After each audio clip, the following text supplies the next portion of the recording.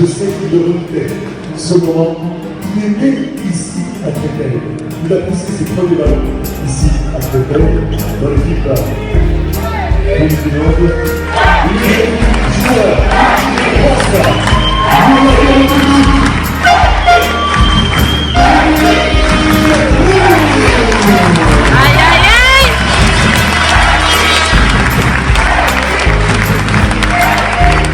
C'est toujours un match particulier pour moi, il y a mon meilleur ami qui joue toujours là-bas, il y a mon père qui travaille toujours là-bas, voilà, c'est le club de ma ville et ça me fait toujours plaisir d'y revenir.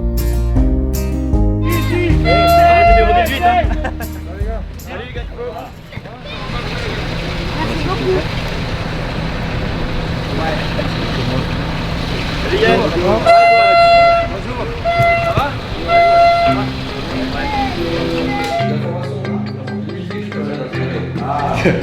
3, 4, 5.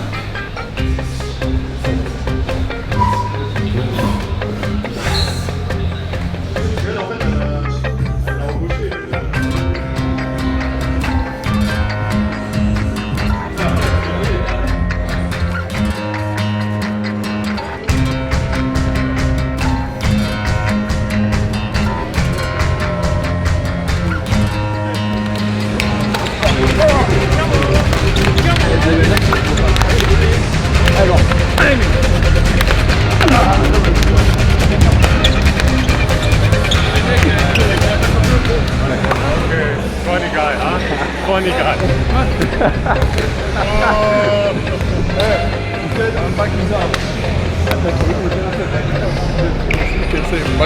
Ils sont dans une très belle dynamique, à l'image de ce qu'ils ont fait en deuxième partie de saison l'année dernière. Je suis peut-être subjectif, mais pour moi, Créteil, c'est un club qui doit évoluer en Coupe d'Europe. C'est un club qui a les capacités de faire de grandes choses, avec beaucoup de jeunes aussi qui sortent de la formation cristolienne. Ça me fait énormément plaisir de voir ça à chaque fois et j'espère que ça va continuer.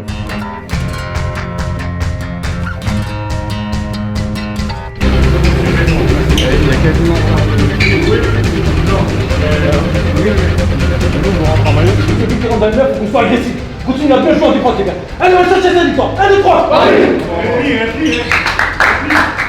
6 ans que je suis à Paris, 6e année. Créteil a fait une année en D2, je crois. Et donc ça fait 3 rendez-vous manqués. Chaque fois, le petit pépin physique à 3 jours du match face à Créteil à la maison, à domicile pour eux. Mais bon, c'est à domicile pour moi aussi au final. L'année dernière, c'était la première fois, mais bon, il y avait Covid, donc il n'y avait personne. Une ovation pour celui qui est né à Créteil. Il a débuté à l'USM Bernard. Il fait la fierté de tous les Cristoliens. Faites du but pour les villes.